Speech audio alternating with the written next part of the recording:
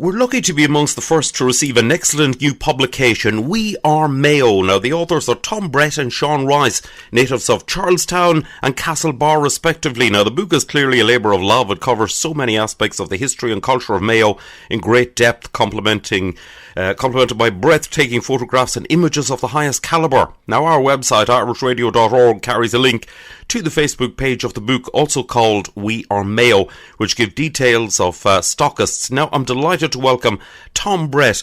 Tom, you're very welcome along. Thank you very much, Jerry. I'm delighted to be able to talk to you and also hopefully tune into some of my friends and colleagues and family members in the UK and Ireland and around the world, I suppose. Excellent. Now, you're speaking to me from your home in Perth in Western Australia. Yeah, I'm here in Fremantle, which is the port city of Perth. I suppose lots of people would have been to Australia, Western Australia, so we're at the mouth of the Swan River, and it was the port of entry for all the people who came before on boats. It was usually the first port that people came into when they arrived in Western Australia. When they arrived in Australia, if they came through Western Australia, Fremantle was the main port of entry. So it was part of the penal settlements, no more than Tasmania and New South Wales and Victoria. South Australia, I think, was the only non-penal settlement, yeah. Now, Tom, you were a GP in Australia, but pre-lockdown, I know you frequently went home to Mayo. You worked with Sean Rice, an award-winning journalist and sports writer, in producing the impressive We Are Mayo. Now, the book has been 3 years in the making. What inspired you to undertake the project? Well, you're right. It's been developing, going around in my mind for a lot of times. I think a lot of the times when I was travelling up and down to Mayo, or not up and down from Australia to Ireland for Mayo football matches and summer holidays, a lot of the times, I've been thinking, one of the things that I thought was missing was there was no nice, simple format of, a historical record, even the geography, the infrastructure of the county that would, put it all together in a readable format. Like what I and Sean, we set out to do was, to write something that would incorporate, what Mayo meant to us, what it meant to fellow Mayo people and their friends around the world. Part of a living history, the geography, and it's only at times when you go back and you get a bit older and you wonder and stop racing around, but you realize that, history in the past happened, in our county, you say, and if you look at the book, we divided it up into different areas. The thought of the book was that it wasn't meant to be a heavy tome. It's not heavily referenced. It's meant to be easy reading. You can take it up and read a section, read a chapter, and you can pick it up and look at the photographs. It doesn't all need to be gone through, and you don't need to keep following the characters. It is easy to pick it up, but it's meant to be type of an heirloom that you would like to keep for your family. My idea was that every house in Mayo should have it. Every friend that you have around the world should be sent a copy. We are only trying to do that for our own interest. They will sell a few copies, but we tried to produce a high-quality product. It's in hardback. Some of the photographers, and I made a special point when we were launching it, was that really to acknowledge the work. I mean, you can write and write and write, but the narrative only conveys so much. The old adage that a photo or a picture tells 1,000 words. Some of the photographs we got were just tremendous. And, just really, acknowledge people like the major guys, like even going back, say, the famous Mayo sports and community photographer Liam Lyons' collection, we were able to access some of his work. Then there was some by Anthony Hickey, Michael Donnelly, Brian Wilson for his night skies.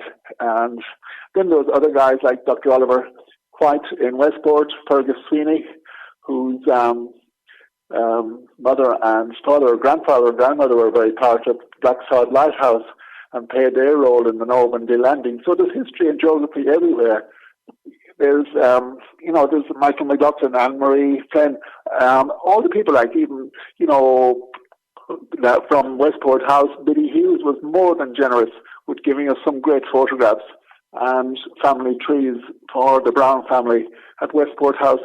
So the whole thing is a huge collaboration across a lot of areas with a lot of goodwill from a lot of people. So I really appreciated that.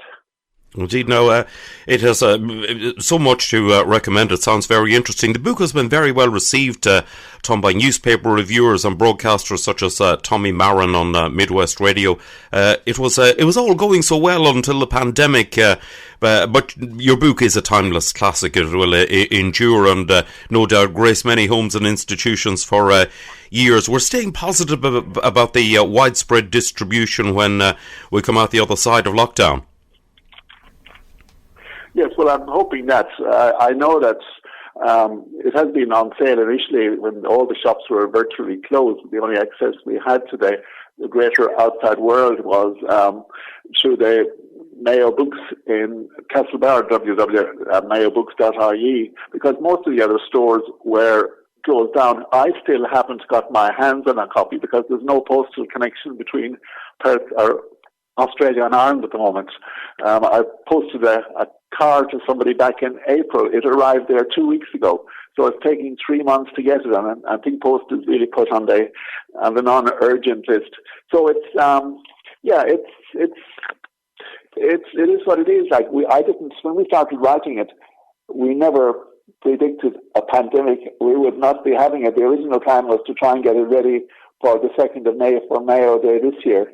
Hopefully next year we might give it a boost if everything settles down. But it was, as I said, it was a big labour of love between us. I first met Sean, I think, back in 1972 or 73, when he was one of those doing a diploma in social action at the then University College Galway, now in UIG. And before I did medicine, I was doing a master's in sociology. And I was teaching one component of the course, and he was actually one of the groups that we were doing it in. They were doing it around various towns in the west of Ireland. I think at that time they were doing it I was doing the one in Claremore. There was also one in Ballinamore in Leitrim and one down in Kilrush in Clare. But that was the way I got to know them. And there was a lot of, these guys were, just making their early mark in careers. But that's nearly 50 years ago. We were very young then. But these guys, they were very, very important, and they've obviously stood the test of time. So it was great to be able to call on Sean and say, I had this idea in my head. I'd love you to be part of it. And I said, well, you're the expert on the sports. They can backfill everything else, whatever you like on it. So it was some of the stories we came up with on it.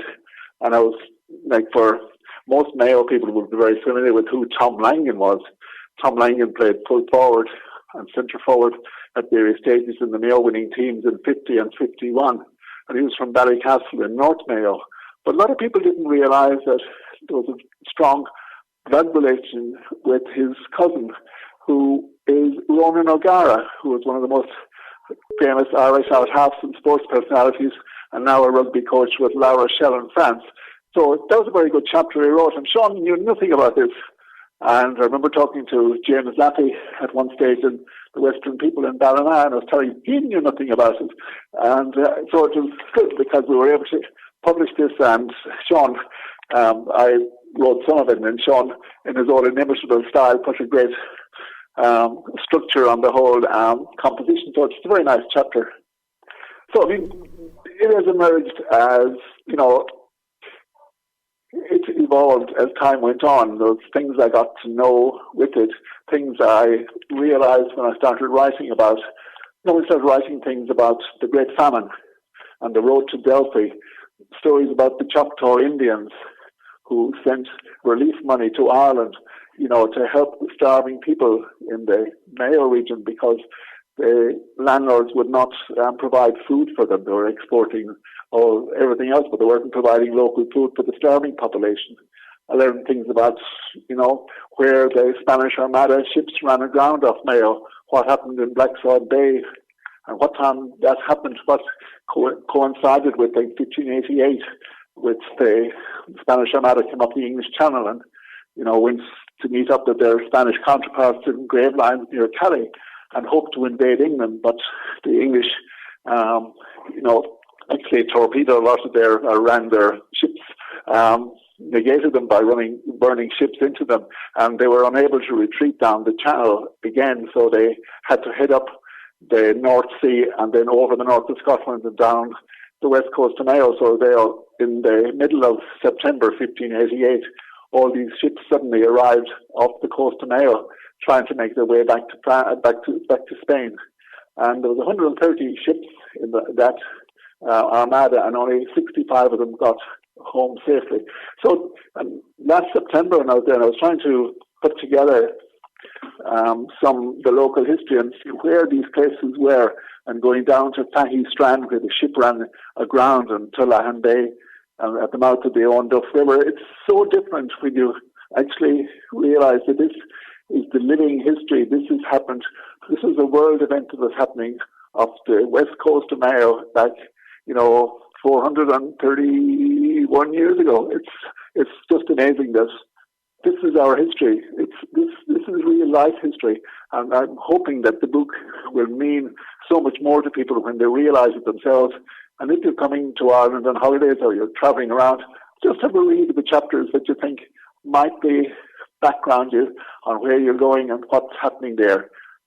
There's a lot of people are used to coming fishing here, so there's things about the rivers, climbing mountains. Croagh Patrick, like, is the iconic one. And there's, the islands off the coast, all these types of, and the lighthouses. I mean, I mentioned earlier about Black Sod Lighthouse, but there are other ones as well, like Broadhaven, Clare Island Lighthouse, Achill Lighthouse, that have all played their part in history. And, these are tremendous things, like in the Normandy landings when Ted Sweeney and his they weren't married at the time, I think it was June 1944, they were reporting on a storm coming in off the northwest coast of Ireland. And I think MacArthur and the Normandy invasion was planned for the next day, and he reported the weather situation off the coast of Mayo, and the Irish meteorological people sent the message on to London, and they decided that because of this, it would not be an optimum time to cross the English Channel, so they deferred the Normandy landings by 24 hours. And the Germans were expecting them to come, and then the weather turned, so they said they're not coming. But what they didn't plan was they came the next day. So, I mean, it's hard to believe, a recording made of the weather conditions at Black Sod Lighthouse in 1588 in 1944, would make such a change in world history. Indeed. But this is what history is. And Mayo is playing its part. Certainly is, and a huge amount of detail, a huge amount of research has obviously gone into this. Can I ask you, Tom, as regards the cover of the iconic cover image on the book? Yeah. Well, that's a jersey that my brother Eamon wore, and he made his debut in the All-Ireland final in 1974, and he finally made it onto the team for that match in the final. Unfortunately, they lost, but he subsequently, actually, the next year he was playing senior football, so he had a few years, and he also played with London, and played in the first time that London had a win in the Connacht Championship. So he has good contacts with both Mayo and with London over the years. So, I mean, the photograph is the traditional Mayo jersey, and it's in without any of the ads of today. So I thought it was very apt to use it for that. And actually, it was very, very favourably received by lots of people.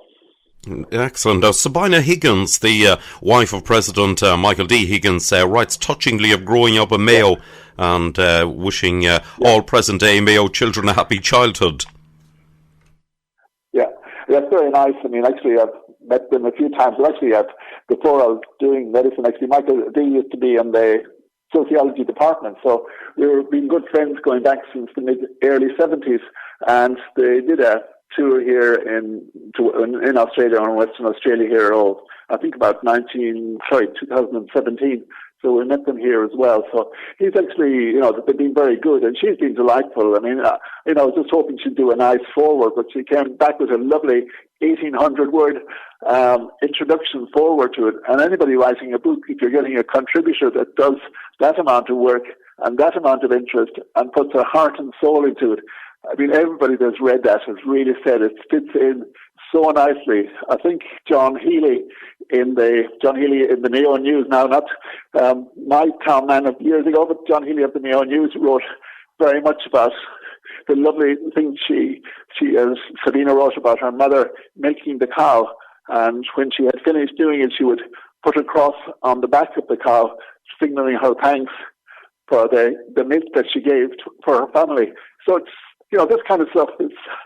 It's really like rural life in the 1960s, 1970s, 1950s, 1960s, really. So it is a lovely introduction forward for the book. Indeed. So now, there's so much covered in the book. I mean, you've got a picture of Grace Kelly, Princess Grace of Monaco, visiting Ashford Castle. Also, you've got in there featuring The Quiet Man, which was in Cong with Maureen O'Hara and John Wayne, picture there. Also, Ballinrobe Racecourse, the only racecourse in Mayo, but boasted being voted Racecourse of the Year in Ireland in 2012. Yes. Yeah, that's true. And actually, just talking about race courses, there's a nice little... It's surprising, like when you juxtapose history and sport and life and modern day, two of the most famous blue ribbon sporting events, say in the UK or in the world, would be the Epsom Derby and the Cheltenham Gold Cup.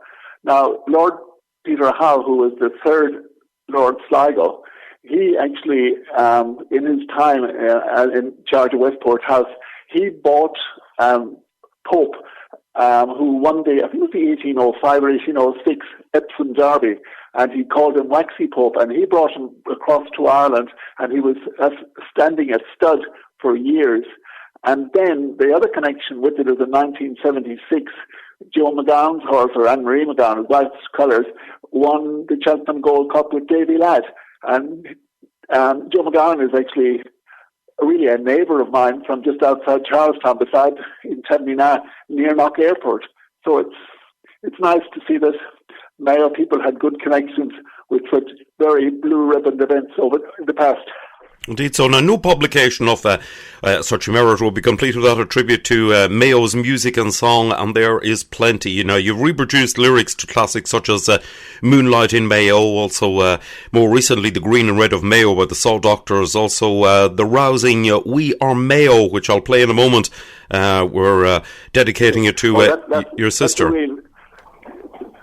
Oh, that's right. Well, that's a very famous song. I don't know who the author was. I think it's somebody called Tom Brett, and the arrangement was by my nephew Keith Brett. But that was one we wrote back in 2016. And yeah, I was going to dedicate it to my sister lives in Bedford, and I think my brother is probably staying with her at the moment. So yes, I would do it. But that's one we wrote. But it's really I think at that time was this idea of a book was emerging in our heads.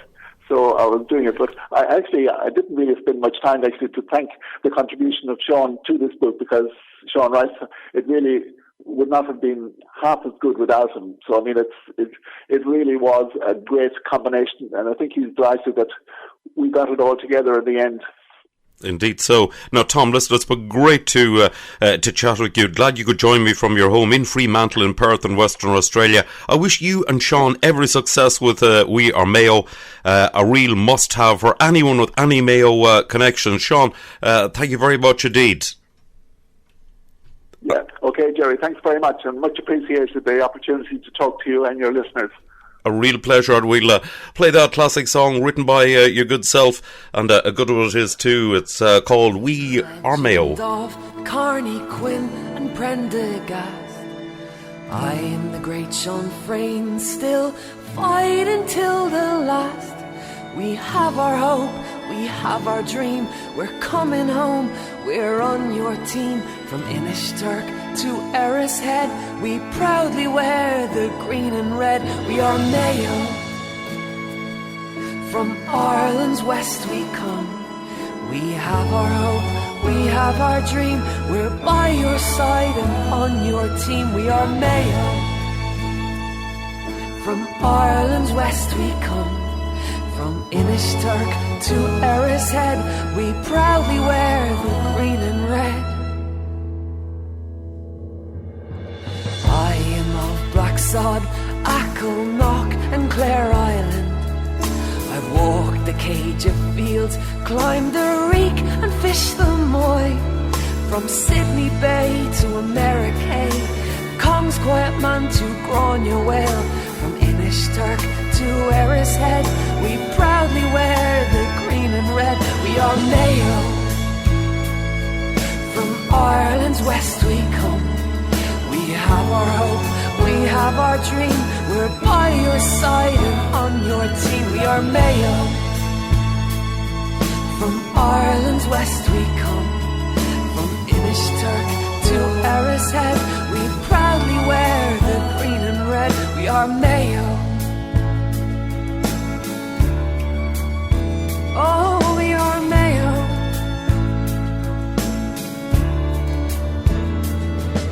We walk the road to Delphi. We're of the Castlebar races. We've battled for the glory and we've risen from the ashes. We have our hope, we have our dream. We're coming home, we're on your team. From Inishturk to Erishead, we proudly wear the green and red. We are Mayo. From Ireland's west we come. We have our hope, we have our dream. We're by your side and on your team. We are Mayo. From Ireland's west we come. From Inishturk to Erishead, we proudly wear the green and red. We are Mayo.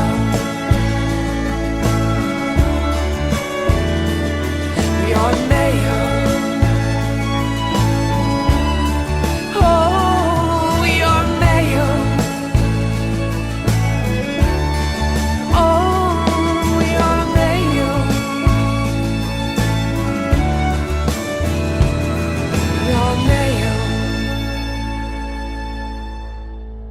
To obtain the book, visit our website irishradio.org and click on We Are Mayo banner to take you to the dedicated Facebook page where you'll find stockists of the book is priced at just €30. But if you order 4 copies for gifts for birthdays, anniversary, Christmas or whatever the occasion, the unit price will be just €25, which is excellent for such a classy publication.